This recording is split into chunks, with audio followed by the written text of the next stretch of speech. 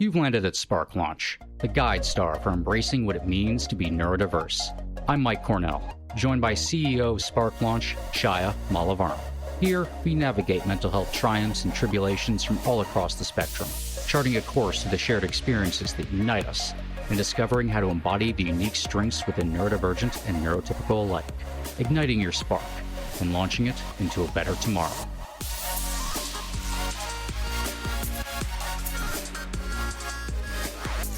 Hello there, I'm Mike. I'm Chaya. And we want to welcome back to the show Joshua Rastetter, who brings a unique blend of technical expertise and personal insight to champion the neurodivergent community. After discovering his own ADHD during his daughter's diagnosis, Joshua's dedication to creating inclusive and accessible solutions for neurodivergent individuals deepened. At Spark Launch, he drives innovation to empower diverse thinkers, rooted in his commitment to accessibility and lifelong advocacy for workers' rights. Welcome back. Glad to be back. Josh, we have talked so much about parenting and the challenges and our own shortcomings, my own shortcoming as a mom. What do you want to share about your journey as a parent? Oh man, there's so much. And I don't want to come across as like I've got it figured out, but I do feel at the same time like I'm at a spot with at least on the relationship side with my kids that, I'm involved in a lot of communities, a lot of parenting mutual support groups and Facebook groups and all of that. And just from what I'm seeing a lot in those conversations, I feel fortunate to be where I am at least on the relationship side with my kids. And it's been a journey to get there. So hopefully I can kind of share what that journey looked like and maybe have some insights that would be helpful for other parents. But, as kind of touched on in my intro, there was a really rough patch a few years ago with my oldest daughter during the pandemic when we were doing distance learning, and that was just not an environment that was conducive for her. Just did not work with her brain. And, as a parent, I felt obligated to get her through it, right? To push her. And that really came to a lot of conflict, where I was having to be pretty harsh with her. And, there was shouting and, just a lot of things that weren't good, definitely in retrospect, not a healthy dynamic. And part of that was my own struggles with focus, so I was projecting a little bit because as hard as it was for her to focus on the assignments that she had in this virtual environment, it was just as hard, if not harder, for me to focus enough to help her focus. So, some of that was projecting, right? I was like, why can't you just get through this? Because I also wanted to be done with it. I was also hitting my saturation, point. And so that frustration was manifesting in a lot of conflict and in yelling and demands and all of that. So in the process of getting her diagnosis, I also ended up getting my own diagnosis, which led to some soul searching and self-discovery, a lot of research, because that's how I deal with things when I'm uncertain. And what kind of came out of that is a much healthier dynamic today. There's almost no arguing or, in any of that in our household with the kids these days. Sometimes we have to buckle down and be parents and, and give firm guidance and all of that. That's inevitable, but there's that rift that I was feeling in our relationship before just is gone. It's evaporated. It's not around. And a lot of that comes from a combination of a lot of things that I've read, a lot of parenting techniques, and just sitting down and really understanding my kids and what works for them. You mentioned relationship, and I think we've come here to conquer relationships, the challenging ones, because that requires empathy from both ends. And that's why it's a two-way traffic, right? But with children, of course, we have to realize that they're not there yet with empathy towards parents. So we have to stretch a little bit more to understand them. And yeah, you mentioned about it being very challenging in the pandemic.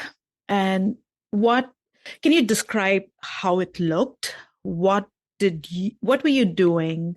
And what was the reaction and the consequences of those interactions and how it made you feel as a parent?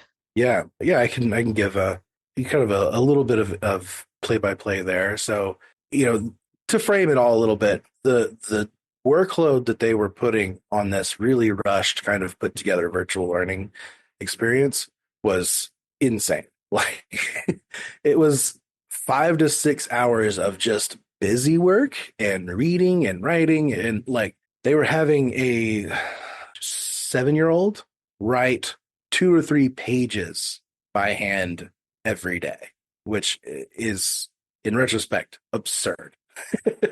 My other daughter is 7 right now, and in first grade, and like having an apples to apples comparison there. Yeah, the virtual learning experience was very rushed. I'm not blaming anybody for it, but it's very rushed because it had to be put together in a matter of weeks, and there wasn't a whole lot of, let's say, instructional design going on. It was kind of just throw a bunch of stuff at the wall so that we can hit these metrics kind of thing. So there's that there was that complication of, man, this is a lot. And after about 2 hours, my daughter Layla, her attention saturation was gone. Like it was, she had done everything that she could do, and like every additional task after that point was a battle, both inside her head, outside of her head, and everywhere. Like if I wanted to get done, I had to sit there with her, next to her, and prod her to go to the next one. Right? Prod. Okay, now what? Okay, now what? Okay, now what? Okay, now what? Okay, now what? So it was just that constantly, because we had such a vast amount that we had to get through, and so small a reservoir of actual motivation, to get it done. So I was having to dump a whole lot of external motivation into the equation just to make any kind of progress. And so there was a lot of, okay, if I don't get up and go do my own work, I'm going to get fired. So I'm going to put you on this task. And then when I have a chance to come back and check on you, I expect some progress. I would go away, do my own work, come back, and she would have just stared at the screen for an hour and a half, which of course was frustrating for me because no progress happened. I had an expectation of progress. And it was frustrating for her because she didn't want me to be mad at her, but she just had no gas in the tank. So there, it just, nothing was happening. Whether she wanted it to be that way or not, nothing was happening. So that frustration built up and ended up with me going, what's wrong with you? And, like just having these very exasperated shouting matches.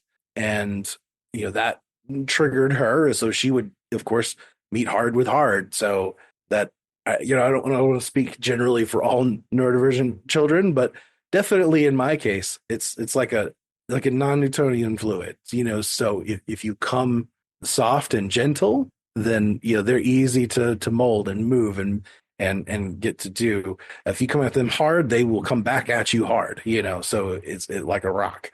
So I was coming with that hard energy, and she was meeting it, she was matching that energy. So that's kind of what that looked like on a day-to-day basis. Just a lot of, oh, why can't we make any progress? And just my own frustration building up, and then that coming out. Yeah, I've gone through that exact same thing, and that frustration as a parent, because we know that they can do it. They are smart. They are good. They are great sometimes. And why can't they get to that finish line? Because it's really good for them. Can they really understand it? So that frustration is real, and it's annoying. It leads to anger and yelling and all of that.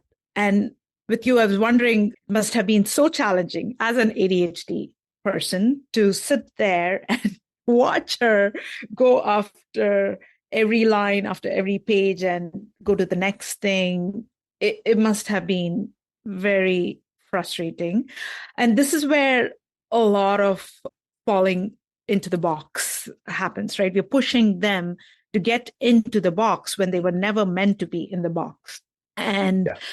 and ourselves as well, right? We were not meant to parent like that, but we were told that's the right way of doing it, or we've seen so much happening and we believe that's the way to do it. And that doesn't work with ADHD children at all, as we now know, but we can actually get things done if we do it the right way. And the real motivator for me to do something different was I heard my parents' words coming out of my mouth, and I felt like such a fraud. I felt like a hypocrite because I was parroting the things that had been told to me when I was that age, or when I was a child, with the same struggles. Like I could put myself in her shoes because I had been in her shoes, right? I struggled in school to stay focused and turn in my stuff. So for me to yell at her for something that I was just as guilty of and am just as guilty of, I just felt like such a hypocrite and such a fraud, that like I was like, I can't do this. Like, this there's something going on here, because like this I just feels so forced and so fake, and like why is this such a struggle, and why am I telling her something that I couldn't even do myself, and that's what kind of motivated the search for something alternate, right? Yeah. Was just that internal feeling of, I can't say this with conviction because I don't even believe it. Yeah. Yeah. I did the same thing. What was done to me in school, I did that to my son, and it backfired big time and led to bad relationship for a while, especially when he was a teenager and during the pandemic. I think pandemic was eye-opening in many aspects for me. It made me look into my own journey and how I overcame challenges. And how I overcame challenges was not trying to focus on things that I was not into. And then why am I doing the same to my son when it didn't work for me?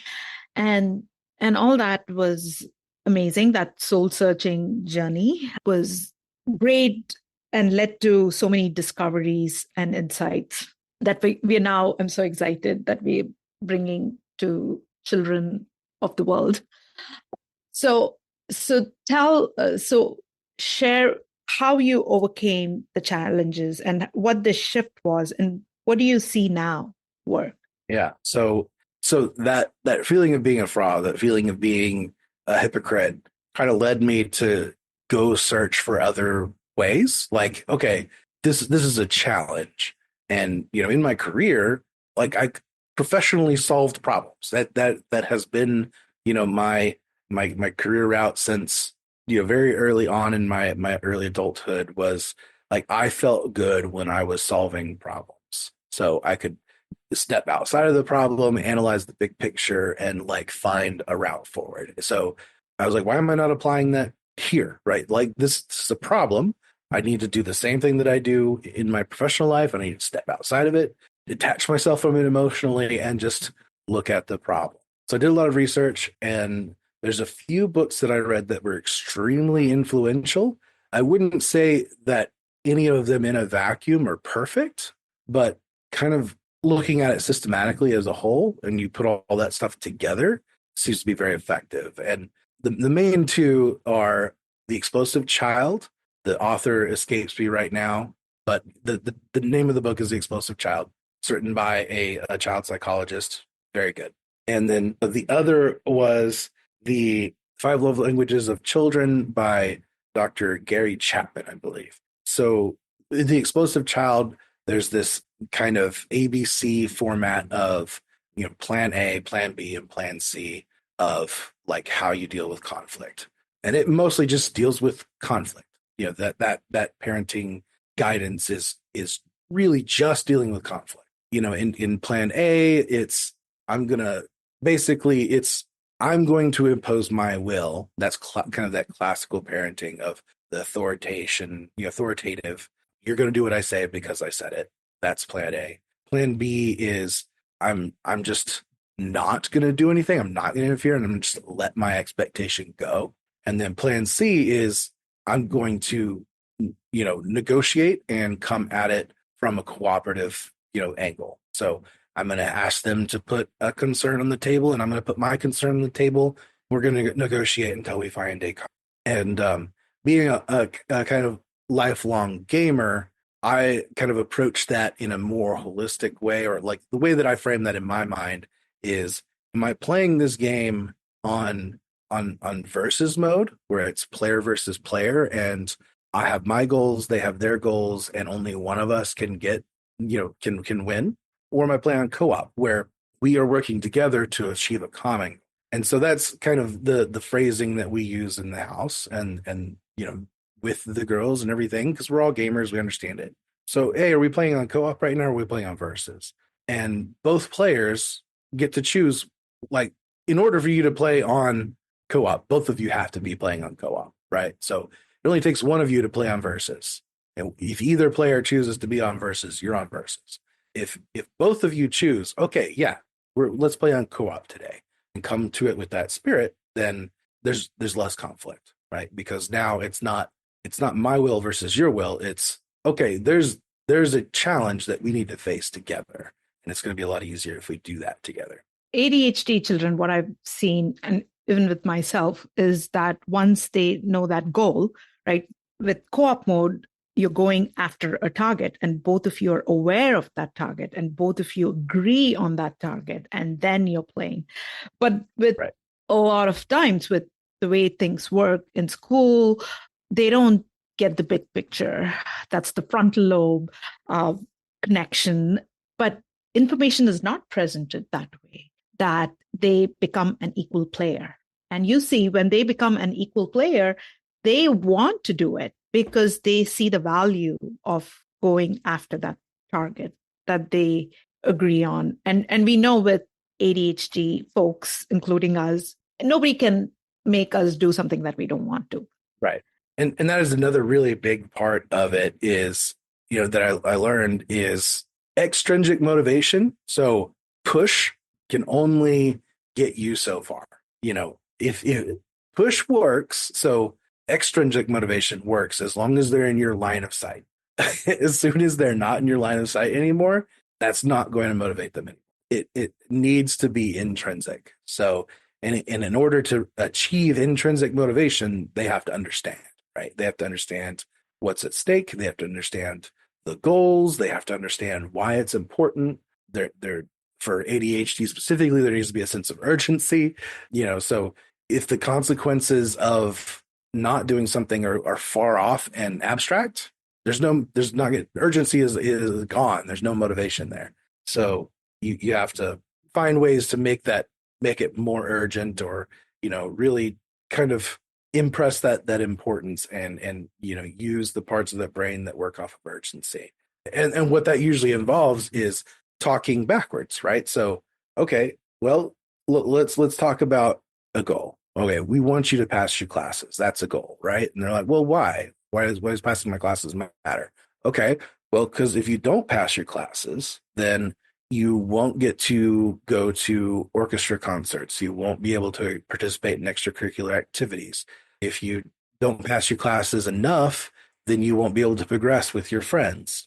So talking about things from a perspective that they do care about, right? So link cause and effect to things that that motivate them, that they care about, and then link that cause and effect back to why this assignment right now is important to that thing. And bring that causal link back to the point where, oh yeah, this assignment is important and urgent, because if I don't turn it in, I'm going to get a 0, and then that's going to prevent me from going on my orchestra concert. Yeah, that's a true need for showing cause and effect for anybody, but particularly for neurodivergence, because we need that quantum connection between activities. We need to take the engine apart to see exactly like how it's running and why it's running. And so much of education, and going back to what the pandemic showed, which is most education systems are built on kind of more of just, well, you have to do it because you have to do it fallacy, which is not particularly helpful in any modality. But why we tend to lose concentration in those moments is, well, I don't know why I'm even doing this. And I have a hard enough time keeping interest in activities I want to do, not for lack of trying. So when you put something in front of me that I don't see any tangible connection to, I don't understand what greater good it is. And even if you explain it to me when I was a kid that like, well, it's part of, you get education for how things work in the world and, just like basic what education is, I would actually have understood that better than how it was often presented to me, which is honestly a lot of times school felt more like giving me a place to go during the day so I couldn't bother anybody is what most education institutions feel like. And there's some truth to that. That it's the publicly funded daycare in some cases, right? But linking it to things that matter to them in the short term. You could talk long-term abstracts too. Hey, you need to learn because if you don't, you're going to struggle in adulthood, right? So, like, you need to learn to socialize because if you don't, you're going to struggle making and maintaining relationships. Those are all good reasons for school, but at the same time, they're not urgent. They're not immediate. So they're a little abstract in how the cause and effect between one and the other is a little abstract. So linking it to things that are a little bit more immediate and urgent and something that she cares about, right? Gives a little bit more of that urgent motivation. And then what you want to get to eventually is that intrinsic, I want to learn because learning is important to me motivation. But, baby steps. I didn't get there overnight. I don't expect her to get there overnight either. I think as long as they're doing things in a fun way, it's fine. We don't have to get the whole picture. But unfortunately, the schools today, the way it works, it doesn't satisfy an ADHD mind. If I went back to school, it would still be torture, right? It would be so painful. And that's one of the reasons that I didn't go back to school for anything, but I did learn. So it didn't stop me from learning. I just knew that my brain worked differently and I learned things much faster when I took ownership of how I learned. Even with coding, even with now the business, all of that, it didn't stop me from learning because there is that internal need to be somewhere in the future, who knows where, but when you give yourself freedom and ownership at the same time, it's amazing what can happen. And my heart goes out to the neurodivergent children trying to fit into the school system, which was not built for them. And the traumas that come out of it are damaging. It is passed on to the adulthood, and then we can pass it on to the next generation, right? The generational trauma of that is real, and not just to our children, but with whoever we interact. That's still there, and it's a lot of our journey is to unlearn what we've learned because of the fitting into the box of the system, and finding who our authentic selves are, because our authentic selves are beautiful and amazing and lovable and all of that. So it's quite a journey. I know I've never been very good at fitting in the box, and I will say that my mental health improved drastically when I stopped trying. When I stopped judging myself by the box that I didn't fit in. My mental health has done nothing but improve from that. I won't say that it's perfect. There's still struggle and everything, but not judging myself by how I didn't fit into a box that wasn't designed for me to fit into is a big paradigm shift and kind of made a big difference. The other kind of aspect of, I hesitate to call it a system because that's a little bit too prescriptive, I guess, but is, I mentioned Gary Chapman's 5 languages of children. And I found that was also very important. I know that as parents, I mean, if you ask a parent if they love their kids, unless they're an absolute monster, the answer is going to be yes, of course. But there's a big difference between knowing that you're loved, and think a lot of times we fall down as parents in communicating that we love our kids in their love language. Because if we don't examine that, what we default to is showing it in the way that we would like it communicated to us in our love language.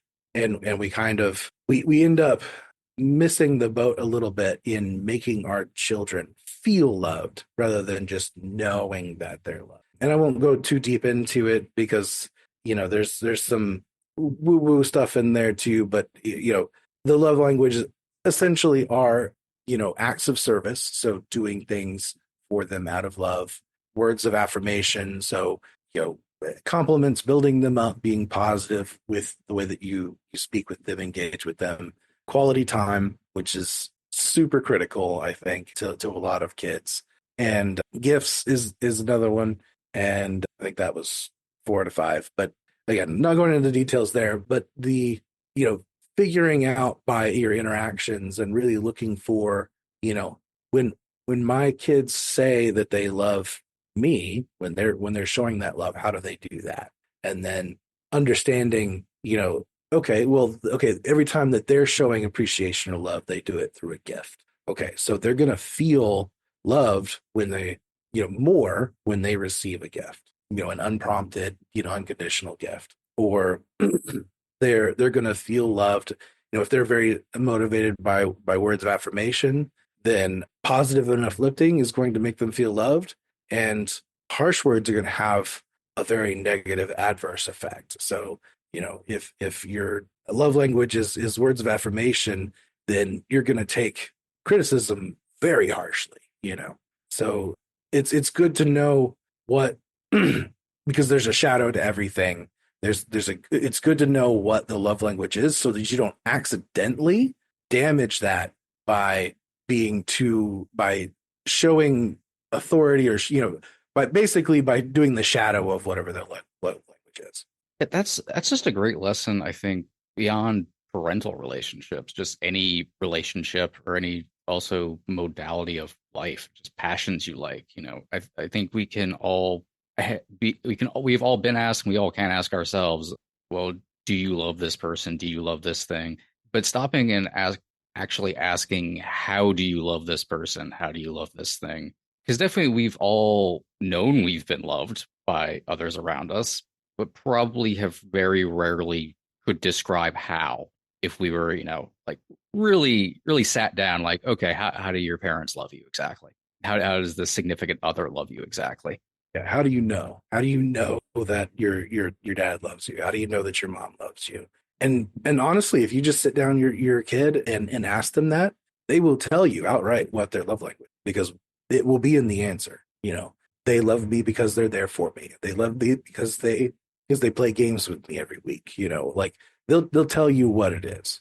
Maybe not in the words, in the prescribed words, but they'll tell you. Just have to listen. Yeah. And we don't listen. We don't listen enough. And that's what we need to start doing.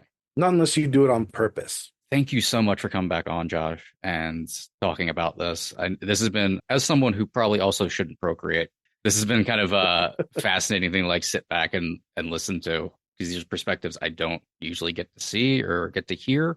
So thank you for that. And would you like to direct anybody to how to follow you anywhere? Yeah. So you can, right now, the best way to follow me or keep in touch is through LinkedIn. So if you want to reach out or find me, then that's probably the best place to find me right now. Great. And of course, those will be in the show notes. Spark Launch can, of course, be found at sparklaunchpodcast.com. You can also do sparklaunchpodcast.com/listen to see a handy dandy list of all the different subscription links you can find us at. And of course, sparklaunch.org. For Josh, for Shia, for myself, we'll see you next time.